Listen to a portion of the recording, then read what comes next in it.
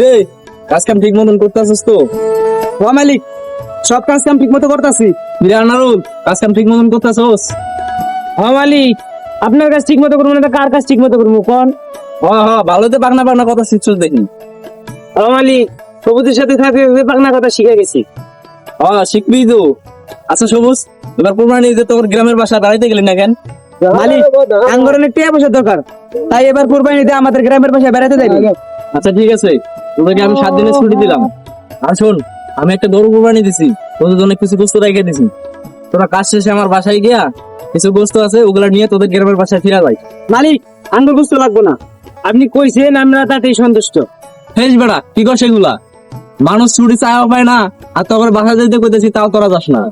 তোর বড় নাকি তুলে কথা দিদি? আসলে কিছু টিয়া পয়সা দরকার আছে তো, তাই এবার বাসায় না গিয়া একবার সামনের বছর বাসায় যাবো। তাহলে তোরা গিয়ে এবার বাসায় যাবি না? না মালিক, যাইবো না।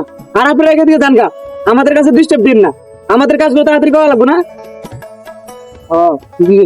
হেট মিয়া, তো কি মাথা ঠিক আছে? একটা বছর পর ঈদ আইলো, তো ফ্যামিলি টান নাই? ভাই আপনি ফ্যামিলির কথা কন, আজকে ওই ফ্যামিলির জন্য আমরা এই জায়গায়। ভাই, তখন বিষয়টা আমি বুঝতে পেরেছি। আচ্ছা, তখন যা ইচ্ছা। তোমরা যদি কোনো সময় বাসা যেতে ইচ্ছা করে, তাহলে আমার এই কবি, আমি তোকে 7 ছুটি দিয়ে দেবো। আচ্ছা ভাই, ঠিক আছে, ছুটি লাগলে আমরা আপনারে কমু। আচ্ছা ঠিক আছে, দুপুর তো হয়ে গেছে, তোরা তাহলে দুপুরে খাওয়া দাওয়া করে আমার কাজ শুরু কর, তাহলে আমরা আচ্ছা মালিক, ঠিক আছে।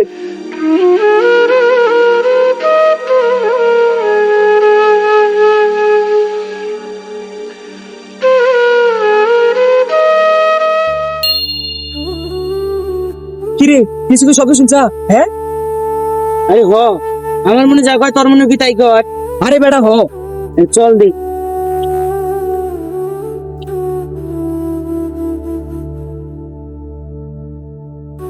এবার মনে হয় আঙ্গুরের কপাল খুলে গেছে। ঠিকই কইছিস, তুলি আগে। আচ্ছা ঠিক আছে, ঠিক আছে।